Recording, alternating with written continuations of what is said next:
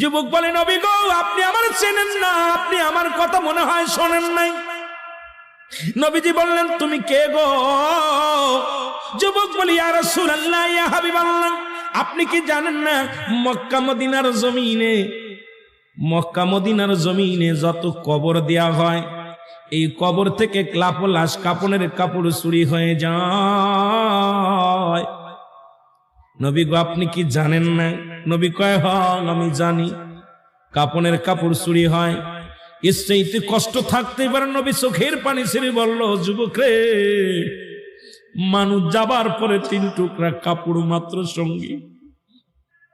যুবক বলে, ইয়া রাসূলুল্লাহ, ইয়া হাবিবাল্লাহ, নবী গো, মক্কা মদিনার জমিনে যত কাপনের কাপড় চুরি হয়েছে, ওই কাপনের কাপড় চুরি করেছি আমি, নবী গো, আমি সেই যুবক, কাপনের কাপড় চুরি করা যুবক।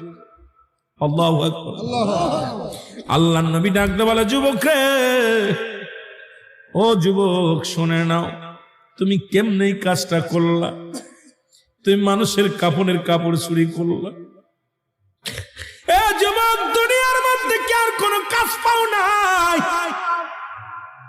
যুবক বলে, ইয়া রাসূলুল্লাহ, ইয়া হাবিবাল্লাহ, নবী গো,